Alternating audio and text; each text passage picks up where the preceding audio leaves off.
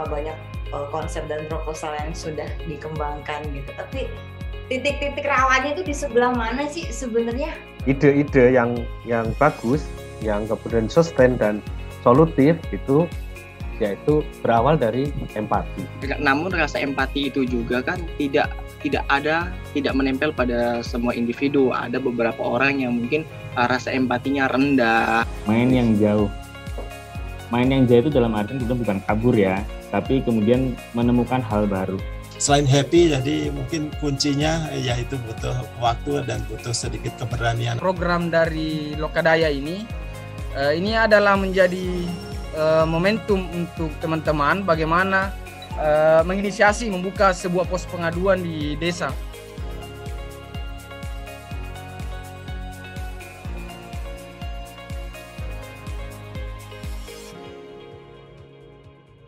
Ini kawan Hafizal ya, kawan Hafizal sudah angkat tangan, tapi sebelumnya aku mau coba merangkum dulu gitu ya, tadi dari paparannya Kak Arif tadi. Jadi sebenarnya berawal dari empati itu kita akan lebih tajam sebenarnya melihat sekeliling kita untuk menggali sebenarnya lebih dalam persoalannya itu apa sih, akar masalahnya apa. Nah dari situ kita mulai bisa untuk memikirkan, oh sebenarnya ketika ada situasi seperti ini, kita harus meresponnya dengan cara seperti ini. Kita akan mencoba mencari solusi-solusi yang terbaik atas persoalan-persoalan itu. Gagasan-gagasan, ide-idenya mulai keluar yang kalau sudah ketemu, kira-kira kita harus merancang kegiatan apa sih sebenarnya yang mungkin untuk dilakukan sehingga tantangan-tantangan tadi, persoalan-persoalan tadi bisa diselesaikan. Nah itu pesan 3 hal ini mungkin kali ya kawan-kawan yang sedang akan mengembangkan proposalnya. Terima kasih untuk kesempatannya, luar biasa penjelasan dari pemateri ya. Sedikit Bang, ingin berbagi nih mengenai konsep yang Hafizal tawarkan kemarin. Bahwasanya sebenarnya gagasan dan ide yang coba Hafizal tawarkan dalam rancangan kegiatan itu sudah maksimal sebenarnya dari segi ide dan gagasan. Cuman dari segi penulisan mungkin ada keterbatasan dikarenakan persyaratan dari kepanitiaan ya yang mengharuskan programnya itu di satu desa, sehingga gagasan dan ide Hafizal itu stuck jalan di tempat, tidak masuk dalam rancangan seperti yang disyaratkan oleh panitia. Karena kenapa? Kemarin Hafizal dan satu kawan Hafizal lagi yang tergabung dalam satu kelompok itu merencanakan kegiatannya bukan memantau ya. Yang pertama mengidentifikasi dulu proyek-proyek terbengkalai ini, bangunan-bangunan fasilitas publik yang ada di satu kabupaten atau di satu provinsi. Mana nih fasilitas-fasilitas publik yang sudah dibangun menggunakan anggaran belanja negara, baik itu APBN maupun APBD, tapi tidak terpakai setelahnya. Tapi karena dipersyaratkan harus di satu desa, makanya ide penulisannya tidak tersalurkan nih, seperti gagasan yang memang Hafizal rancang dengan teman-teman Hafizal. Karena seperti yang Hafizal sampaikan tadi, kami ingin bukan mendata ya, lebih mengidentifikasi dulu bangunan-bangunan yang sudah terbangun kemudian tidak terpakai, kemudian mencoba mengadvokasikannya. Setidaknya bangunan yang sudah dibangun itu dipergunakan seperti itu. Nah, jadi secara ide dan gagasan sebenarnya sudah ada, tapi karena konsep persyaratannya tadi sehingga gagasan dan ide itu tidak bisa tersalurkan. Itu bagaimana kira-kira Bang? Terima kasih. Ya, kalau dari sisi ide dan gagasan saya katakan aku satu kegalauan denganmu tentang infrastruktur itu. Tapi kalau tentang syarat-syarat panitia aku nggak tahu ya Kak Tino. Tapi aku bayangkan idenya Kak Hafizal ini semacam katakanlah public infrastructure watch gitu. Jadi betul Bang. Dan aku sempat berharap ini ada yang menjalankan di tengah-tengah kesibukan kita untuk isu yang lain ya. Karena semakin kesini itu semakin parah kejadiannya. Dan Hafizal di mana ini? Di Sumatera atau di Aceh Bang? Karena kan di Aceh ini banyak fasilitas dibangun itu asal bangun aja tanpa proses perencanaan. Yang penting anggarannya habis. Kemudian banyak juga proyek-proyek itu hanya sebagai bentuk balas budi ya oleh pejabat terkait karena dia memenangkan, makanya dikasih proyek-proyek kayak gitu. Yang pada akhirnya proyek itu nggak terpakai Bang, kan sia-sia uang itu. Ya, cocok. Nah, mungkin sebenarnya bisa aja dikembangkan dalam ruang lingkup pengamatan satu desa ya, sebenarnya. Tapi monggo silakan Mbak Kak Tino soal. Tapi ini jadinya belum dikirim ya si Hafizal ya? Sudah. Oh sudah. Sudah dong. Ya, mungkin maksudnya tadi sebenarnya pengennya skupnya yang lebih luas gitu, se-Aceh mungkin gitu kan. Ya, atau sekabupaten ya. Ya, bisa jadi gitu kan. Ya, Cuman kan memang di konsep solusi lokal YMYPS ini lagi-lagi balik lagi ke lokal konteks, kita mau melihat sebenarnya yang di sekeliling dulu deh, yang paling dekat, baru nanti kemudian ketika kan kalau habis didata misalkan nih kalau konteksnya infrastruktur gitu ya.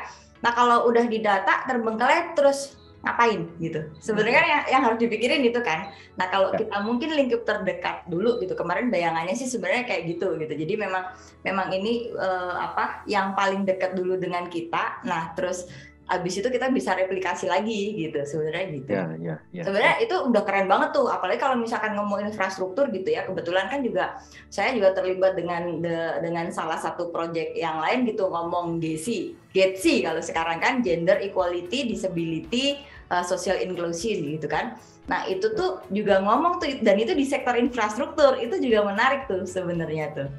Nah, apalagi kan kalau di advokasi kan supaya dipakai, artinya kan setelah di pekerjaannya Hafizal dan kawan-kawan kan sebenarnya kan nggak akan berhenti setelah menginventarisir kan. Ya, betul. Gitu. Nggak apa-apa, yang sudah dilakukan sekarang memang sudah keren. Mas? Ya, saya pikir itu ide yang bagus dan sangat penting untuk kemudian dikembangkan. Ya. Nah, dimulai di satu titik, katakanlah di salah satu kabupaten itu, kalau bisa disebarluaskan akan akan menginspirasi di tempat yang lain, karena hal ini menjadi salah satu, saya pikir, ketidakefisienan penggunaan dana publik di pemerintah kita. Selain kemudian supaya bisa efektif, saya pikir supaya bisa mencegah kejadian serupa pada tahun-tahun berikutnya.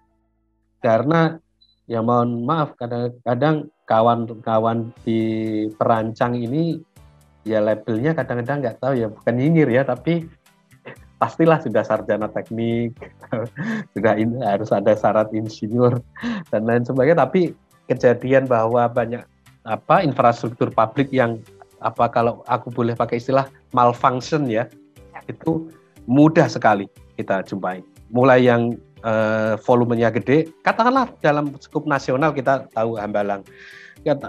Ketika kita agak kritis sedikit misalnya, di mana?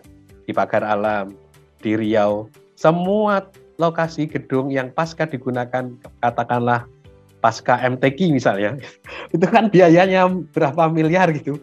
Pasca itu kan di malam hari jadi gelap gitu kalau kita main ke Pekanbaru misalnya. Dan kalau itu kejadian juga di Aceh misalnya, ya itu perlu kita sikapi. Oke, mungkin the next competition ya Kak Tino ya, kita bisa membuka pada tema yang lebih luas. Betul, sebenarnya itu juga kalau buat saya sebenarnya menarik gitu ya, idenya kawan-kawan yang ini banyak sekali bangunan nggak kepake gitu. Nah, sementara misalkan kemarin sempat ada diskusi gitu dengan kawan-kawan yang bekerja di bidang pemajuan kebudayaan misalkan. Nah, sebenarnya banyak loh komunitas-komunitas pegiat budaya ini yang sebenarnya kan nggak punya tempat gitu. Nah, bisa jadi itu sebenarnya kawan Hafizal dan kawan-kawan nanti gitu mengidentifikasi dengan lebih detail gitu. Artinya kan tadi dibilang tuh ini mau diadvokasi supaya kepake. Oke, kepakainya buat apa gitu. Jadi sebenarnya nyambung tuh sebenarnya dengan apa yang tadi sudah dijelaskan sama Kak Arif tadi. Kita harus nemu betul nih penerima manfaatnya ini nanti siapa gitu. Nah, nanti di pas pengembangan konsepnya, pengembangan konsep, pengembangan proposalnya, gagasan-gagasan itu sampai di sana ya, bisa dipikirkan sampai ke sana. Betul. Nah, sebenarnya jadi sebenarnya harapannya kenapa di kegiatan Lokakarya 2 hari ini yang kita undang kan sebenarnya bukan hanya pemenang, tapi kemarin kawan-kawan yang mengirimkan konsep gitu kan, Kak Yudis dan Kak Arif. Harapannya apa? Supaya ketika kawan-kawan yang kemarin memang belum berkesempatan gitu kan mendapatkan hadiah, bisa diperbaiki lagi konsepnya jadi hal yang lebih keren lagi, dan itu bisa dikirim ke tempat lain lagi gitu, Pemda setempat misalkan. Saya pikir teman Fisal bisa berjejaring secara nasional dalam konteks public infrastructure work study. Itu kalau bisa dikembangin di berbagai tempat. Jangan putus asa. Yes. Kak Arif, Kak Yudis itu udah beberapa banyak konsep dan proposal yang sudah dikembangkan gitu. Tapi titik-titik rawannya itu di sebelah mana sih sebenarnya? Oke. Titik-titik ketika misalkan nyambung sama kawan Kamaliatul misalkan, aku kehilangan passion ini gitu misalkan. Titik rawannya di sebelah mana? Karena saya yakin nih berdua pasti. Ya. Makanya tadi saya garis sampai 200 betul. Gitu. Betul. Jadi mengidentifikasi perubahan itu. Okay. Jadi baik yang terjadi terkait aktor maupun objeknya ya, merumuskan bentuk perubahan yang kita inginkan. Itu yang kalau kita sudah menemukan bentuk perubahan yang kita inginkan, dari apa menjadi apa gitu, misalnya dari desa yang penuh, katakanlah desa itu dipenuhi oleh anggota masyarakat yang sampah masyarakat tadi, maka kita harusnya punya data kan, berapa pengangguran di desa itu, berapa angkatan kerja yang diproduksi di desa itu, dan berapa potensi kerjanya di sektor mana saja, kan jadi kaya kita kalau sudah memperoleh data dan informasi. Nah, kemudian berdasarkan itu, setelah seperti itu datanya, maka 1-2 tahun ke depan kita pengen perubahan seperti apa terhadap fenomena tadi. Nah, kemudian baru kita bisa memikirkan untuk mencapai perubahan yang kita inginkan itu, maka perlu kita susun tindakan seperti ini. Katakanlah beberapa proposal kan terkait dengan pencemaran ya. Satu, bentuk konkret dari pencemarannya itu tadi juga jangan cuma dinarasikan, tapi daerah mana saja yang tercemar. Bentuk pencemarannya itu baik berupa padat, cair, atau udara, itu seperti apa data dan informasinya. Itu teman-teman harus dapat. Kadang-kadang kita terjebak pada daerah ini tercemar karena aktivitas pabrik ini, tanpa kemudian menelaah lebih lanjut dengan data dan informasi yang lebih detail, sehingga kita juga sulit itu menentukan bentuk perubahannya. Kita akan mengatasi itu dalam 2 tahun secara total atau sebagian misalnya. Katakanlah kita menyusun sesuatu yang jangka pendek, maka jangan sampai kemudian berpikir itu akan menyelesaikan semua persoalan. Itu yang kadang-kadang jebakannya di situ. Jadi kita itu seringkali menyusun sesuatu kerja yang itu sebenarnya dampaknya itu akan sangat panjang, tapi memproyeksikan itu sebagai solusi semuanya. Itu yang biasa jebakannya di situ. Aku mau ke Mas Yudis. Mas Yudis, ini tadi kan Mas Arif kan ngomong soal data gitu kan. Nah, artinya bahkan untuk membayangkan perubahan apa yang ingin kita cari itu kita butuh data gitu. Nah, sebagai orang yang sangat hobi dengan data, bahkan data ayam geprek aja lu kumpulin gitu kan. Aku mau nanya nih, untuk membantu kawan-kawan juga yang sekarang sedang mengembangkan konsep menjadi proposal, ini tips dan trik cara kawan-kawan dengan cepat dapat data terkait dengan apa yang konsepnya itu kayak mana tuh? Selain misalkan kita bisa berselancar di internet gitu ya. Tetapi bagaimana cara mendapatkan yang tips dan trik deh, cara mendapatkan data yang lebih valid gitu. Ya, super sekali deliverable-nya Bu Moderator. Set gitu ya. Tapi aku sebelum cerita soal trik and tricks untuk soal data, menanggapi soal krusial dalam kemudian kita brainstorming konsep itu. Kalau tadi Kang Arif menyampaikannya soal bagaimana kemudian merencanakan untuk menyelesaikan masalah yang kemudian bisa jadi satu masalah itu tidak bisa diselesaikan dengan satu solusi. Tapi kalau saya melihatnya bagaimana kemudian kita memaknai secara objektif menemukan masalah. Karena kadang-kala ini agak menipu gitu, agak bias. Salah satu contoh, saya menemukan permasalahan di salah satu kawasan Taman Nasional yang secara studi literatur saya baca adalah kebakaran, kemudian perburuan liar yang sangat tinggi di sana, perburuan liar oleh masyarakat ya, entah itu kemudian masyarakat sekitar ataupun orang lain gitu, tapi temuan perburuan itu tinggi. Nah, dari aspek masalah tersebut secara dokumenter saya melihat masalahnya adalah desakan ekonomi yang membuat itu terjadi. Jadi kalau kita tarik secara garis pohon masalah tadi yang disampaikan oleh Mas Arief itu, kebakaran hutan, desakan ekonomi, kemudian menyebabkan masyarakat merambah masuk ke dalam hutan, entah itu kemudian dia ekstraksi, harvest begitu, atau memburu, kemudian merambah atau melakukan ladang berpindah di dalam kawasan. Paling jago nih Kak Arief kalau ngomongin soal gini, tapi saya belajar dari beliau soalnya.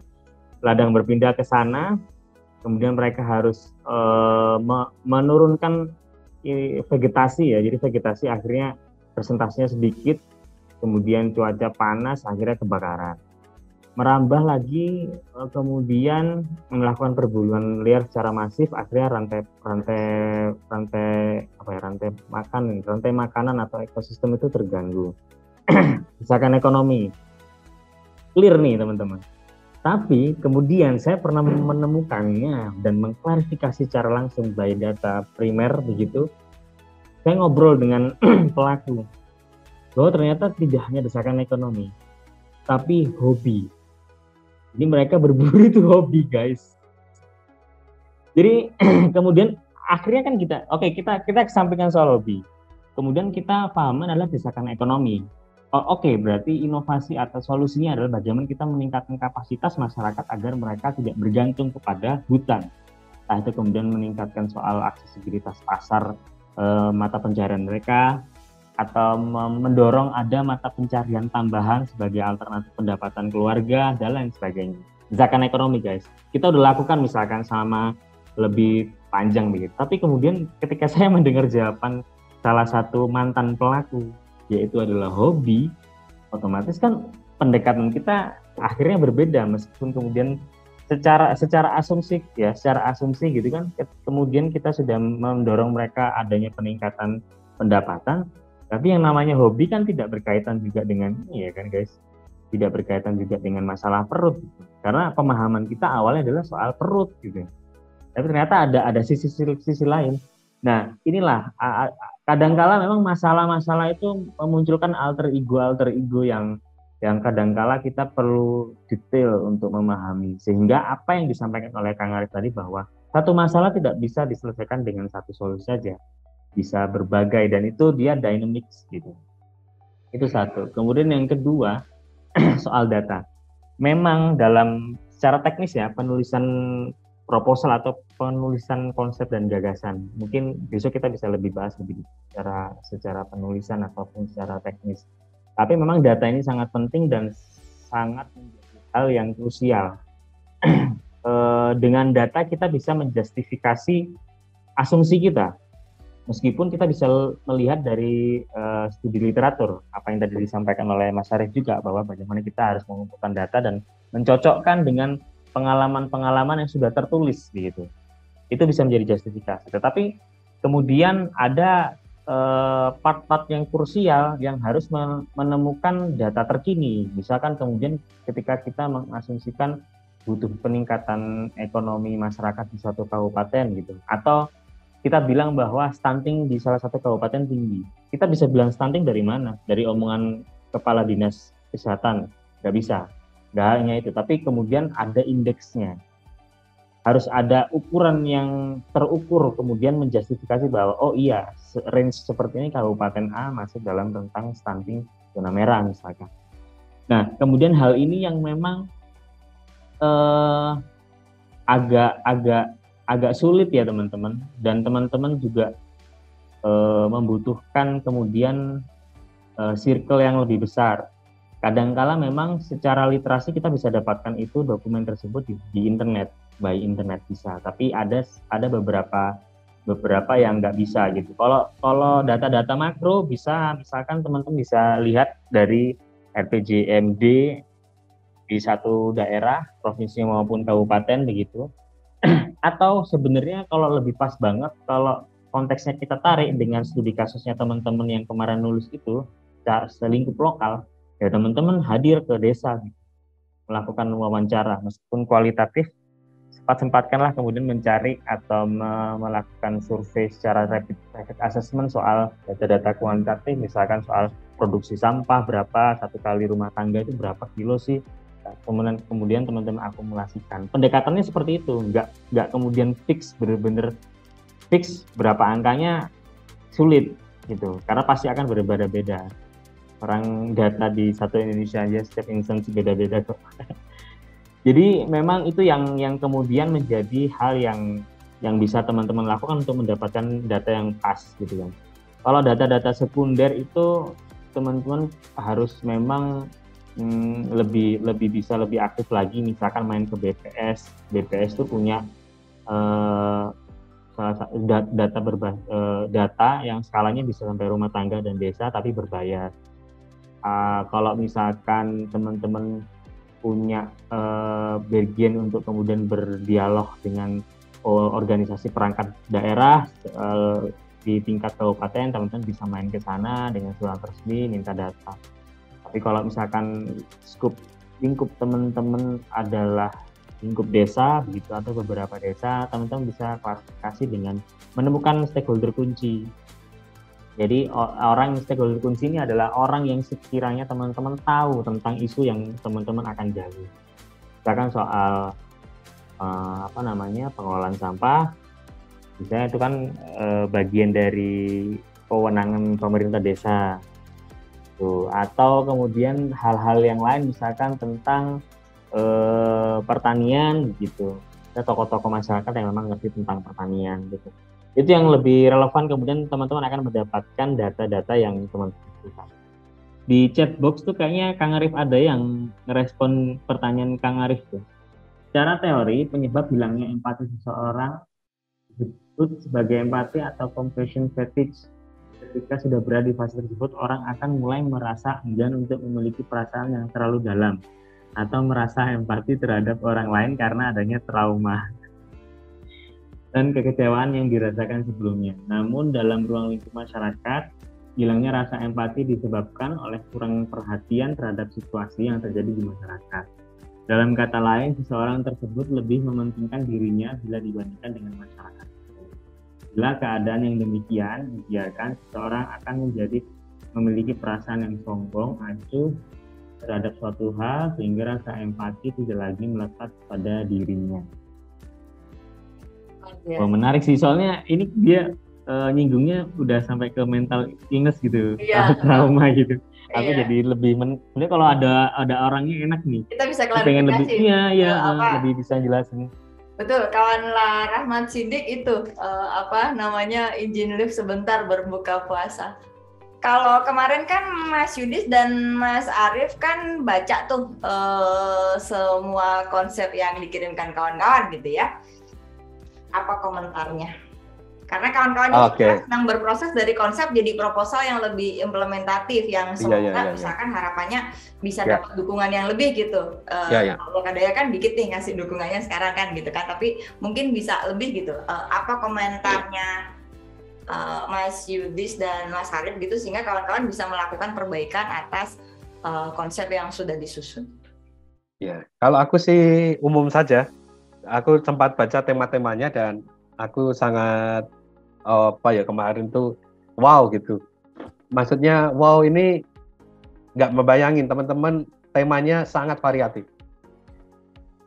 Makanya sempat waktu itu kita diskusi awal, aku komentar awalnya ini cerminan bahwa teman-teman mampu berpikir bebas sesuai dengan konteks lokalnya.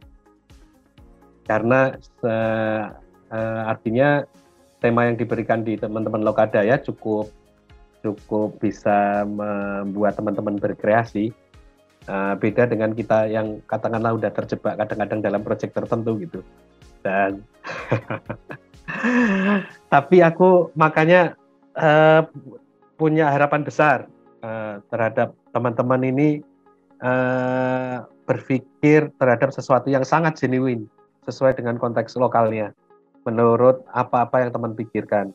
Di kesempatan kali ini kita hanya coba aja tadi yang pertama mengasah bahwa kita perlu membangun dan mempertahankan atau memupuk yang namanya empati. Yang kedua, jangan berhenti di situ tapi coba kita strukturkan, dan penting banget tadi itu memperkaya dengan data, karena kalau toh kemudian yang dalam perkembangannya yang kita butuhkan adalah, yang kita ingin capai adalah pengakuan kerja-kerja sosial kita itu butuh yang namanya memang indikator kinerja. Kenapa data itu harus kita kemudian cari benar-benar?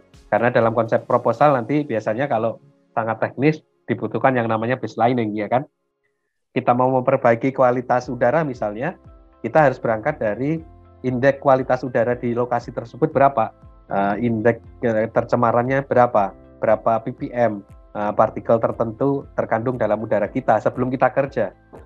Dan kalau kita menuangkan kemudian dalam bentuk usulan kegiatan ataupun tindakan, maka kita harus berani nih dengan tindakan kita itu, maka nanti setelah berapa lama angka itu akan mampu kita perbaiki. Seberapanya itu yang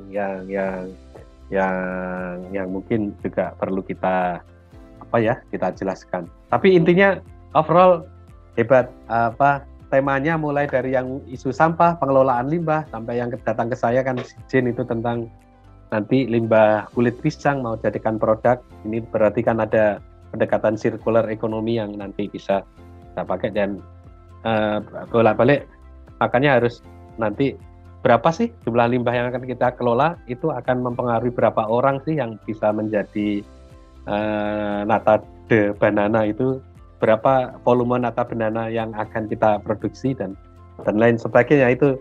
Itu hal-hal yang demikian biasanya akan menjadi rangkaian dari proses penyempurnaan proposal.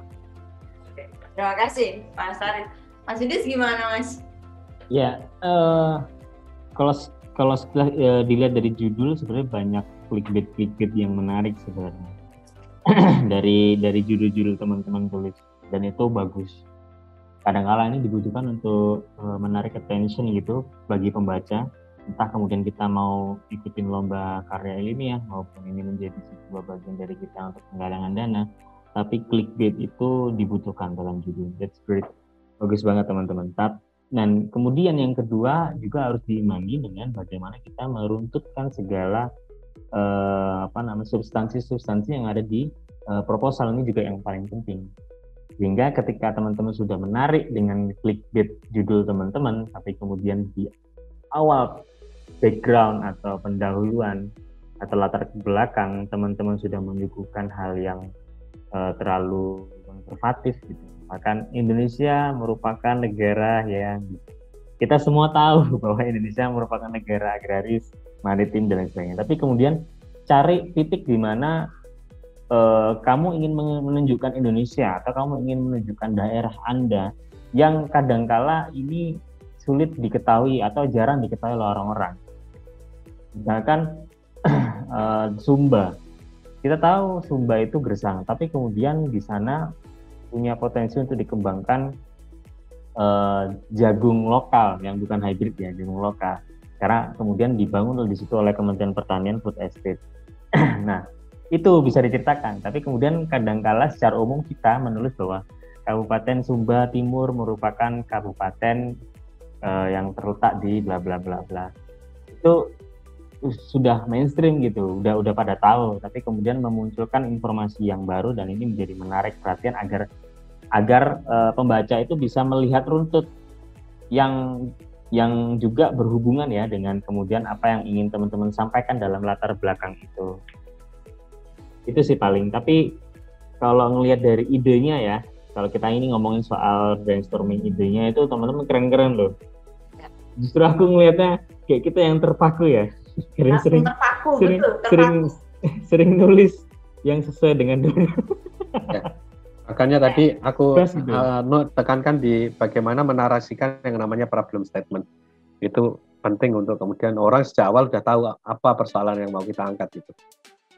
Mungkin bisa menambahkan jawaban tentang seseorang yang tidak memiliki rasa empati. Menurut pendapat saya, seseorang tidak memiliki rasa empati karena tidak adanya kesadaran saling seseorang kepada sekelilingnya. Baik perasaan saling membantu dan rasa saling memiliki yang pada akhirnya seseorang tidak peduli dengan lingkungan dan sekelilingnya. Ini menarik, Mas. Saling. Yes. Gimana, Mas Arif? Sebelum giveaway. Luar biasa.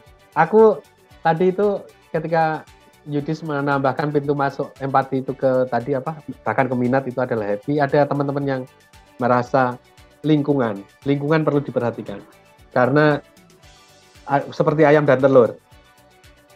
Orang itu diproduksi oleh lingkungannya atau lingkungan memproduksi karakter seseorang. Tapi kalau kita perhatian kepada lingkungan, berarti lingkunganlah yang seharusnya bisa membentuk seseorang. Maka bagaimana membentuk sebuah lingkungan itu yang bisa mengasah empati itu bisa jadi perhatian untuk kemudian memupuk rasa saling tadi. Maka sebuah perumahan elit beda dengan perkampungan di desa, mungkin loh ya. Saya yakin itu. Karena saya menjumpai juga fenomena kawan-kawan di meskipun kadang-kadang ada juga perkampungan yang jadi suka ribet sendiri gitu, tapi saya sampai saat ini berkesimpulan bahwa bentuk perkampungan itu merupakan lingkungan yang lebih baik daripada sebuah pemukiman elit yang Pak RT-nya jadi nggak berfungsi gitulah. Oke, terima kasih Mas Arif. Siapa nih? Deva. Setuju Kak Stefani karena itu bisa menimbulkan sifat nggak peka. Iya. Ya. Yes. Ini kayaknya diskusi ini jadi medium refleksi juga gitu ya buat kita di sini ya Mas Yudi ya. Mas Yudi sudah siap dengan giveaway terakhirnya? Simple pertanyaannya. Intinya adalah saya mengajak teman-teman berandai-andai untuk membangun sebuah bisnis sosial. Ada yang ingin memberikan modal teman-teman 100 juta, tapi teman-teman harus bisa menyelesaikan masalah sampah, tapi harus bisa balik modal 2-3 tahun. Gimana caranya? Anda ini berfantasi loh, berandai-andai, jadi nggak perlu dianalisis kelayakan bisnisnya dulu, tapi konsepnya gimana? Kalau saya mungkin saya menyarankan untuk energi terbarukan, pemanfaatan solar dryer untuk para pembudidaya rumput laut di Kepulauan Aru, karena kan di sini kan mayoritas mereka kan adalah pembudidaya rumput laut, tetapi kan perubahan iklim kadang-kadang di musim mereka untuk panen sering bersamaan musim hujan yang berkepanjangan, sehingga itu sangat mempengaruhi produktivitas mereka. Nah, saya sarankan untuk pemanfaatan teknologi solar dryer yang memanfaatkan plastik UV. Jadi plastik UV itu akan dibuat semacam bentuknya seperti rumah, jadi itu akan menyerap tenaga matahari, dan ketika musim hujan pun mereka bisa untuk mengeringkan komoditas mereka gitu, dan itu disewakan. Saya pikir itu sangat bisa karena yang tadi saya sebutkan basic livelihood mereka adalah rumput laut, dan itu akan bisa mengembalikan modal dalam waktu yang singkat. Oke, bagus, keren. Itu skemanya gimana? Disewain. Dikasih? Oh, disewain. Ya. Jangan dikasih ya, disewain ya. Mas, ada lagi tuh Mas. Iya, betul. Rifki, terus kawan Rahmat Siddiq sudah kembali lagi bersama kita. Ya, oke, tapi hadiah tadi udah dikasihkan ke ini ya. Ke siapa tadi? Devi Rizal. Ya, Mas Devi Rizal Jambumir. Oke, tapi kita boleh dengar ya pendapatnya kawan Rifki dan kawan Rahmat, silakan. Siapa duluan ya ini? Boleh bebas, sweet. Kalau online nggak bisa sweet ya? Ya oke, Rahmat duluan. Oke, izin sebelumnya menanggapi tadi pertanyaan yang disampaikan oleh Kak Yudhistira, bahwasanya kalau misalnya saya diberikan modal 100 juta, apa nih yang akan saya lakukan untuk kerja sosial gitu kan. Konsep yang pertama, saya akan mengembangkan yang namanya desa agroekowisata, di mana memanfaatkan sumber daya alam yang ada di Fak-Fak. Kemudian saya akan mengubah itu menjadi satu tempat wisata dengan konsep agribisnis, seperti contohnya wisata perkebunan pala, kemudian wisata jajanan pala dan lain sebagainya. Kemudian konsep yang akan saya lakukan adalah pembinaan kepada masyarakat. Jadi yang akan saya berdayakan adalah masyarakat yang tinggal di kampung tersebut, masyarakat yang terdampak langsung daripada program yang saya ajukan tersebut. Dengan kemudian target dalam 1 tahun desa agroekowisata tersebut sudah resmi dibuka dan juga sudah siap melayani wisatawan dengan beberapa fasilitas-fasilitasnya, mungkin dari segi penginapannya, kemudian akses yang mudah menuju tempat ekowisata tersebut. Sekian. Oke, terima kasih keren. Rifki. Oke. Kalau komenku itu nggak cukup 100 juta, Yud. Ya mungkin bikin ininya dulu, gerai dulu, piloting dulu cukup kali. Kita udah dibuat RAB-nya tuh. Bikin RAB-nya keren. Kawan Rifki. Iya, Rifki. Yo, gimana idemu, Ki? Iya, menanggapi tadi pertanyaan ya. Gimana sih kalau dikasih modal 100 juta? Mau dijadikan apa gitu kan? Kalau saya begini, dan ini sudah saya lakukan gitu ya, dikasih modal 100 juta, kita kembangkan konsep wisata, ekowisata, hutan mangrove ya, dan itu alhamdulillah sudah berjalan. Modal 100 juta itu cukup untuk membuat trek jalan di sekitar hutan mangrove sepanjang 150 meter ya, beserta dengan ya spot-spot tertentu lah. Itu modal awal 100 juta. Alhamdulillah dalam jangka waktu 6 bulan itu sudah balik modal, sudah bisa setor PAD ke desa, dan sudah bisa profit. Itu yang dulu kami lakukan gitu kan, dengan modal 100 juta itu. BUMDes ya? Itu konsepnya ekowisata hutan mangrove, dan sudah berjalan hingga sekarang berarti 3 tahun lah. Tapi karena kemarin masa pandemi selama hampir 2 tahun ya, kita lagi sedikit goyah lah untuk perbaik maintenance dan lain-lain, karena memang ketika konsep-konsep tersebut sudah dibangun dan sudah berjalan, ya tetap kita harus butuh maintenance gitu loh. Paling itu Kak. Ini sharing ya. Yes. Si Rifki, itu BUMDes bukan? Apa namanya? Kelola BUMDes, kok kamu bilang Iya. Ades? Iya. Sharing profit dengan BUMDes lah. Yang sharing profit BUMDes ke desa atau BUMDes ke desa? Yes. Oke deh. Oke. Thank you, Rifki. Kenapa makin jelang buka puasa makin semangat gitu. Oke. Kegiatan ini Lokadaya untuk YMYPS didukung oleh program Go-Evolve, program Eco Green, Civica, Universitas Presiden, dan Learn, representasi dari Penabul. Jadi sebenarnya YMYPS ini kalau di Lokadaya ada satu unit kerja namanya Kinarya. Kinarya itu adalah unit kerja di Lokadaya yang khusus sebenarnya untuk anak-anak muda. Jadi kalau kawan-kawan nanti ada ide apapun terkait bagaimana kita berperan gitu, bagaimana kawan-kawan muda ini mengambil tempat gitu untuk masa depan yang lebih baik di negeri ini, please tolong silakan feel free untuk kontak Sekretariat Lokadaya baik melalui WhatsApp atau melalui email. Bebas-bebas saja gitu.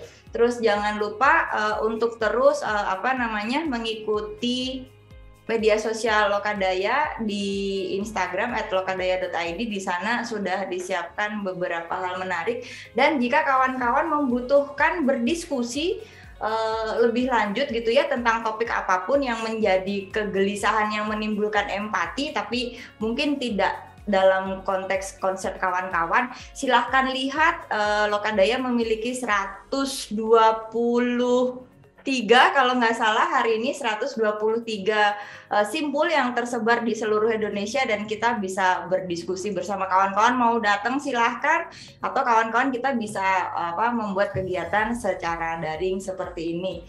Terima kasih, sampai ketemu besok untuk pembahasan proposal yang lebih teknis lagi. Jadi ini akan membantu kawan-kawan nanti konsepnya benar-benar jadi proposal yang lebih implementatif.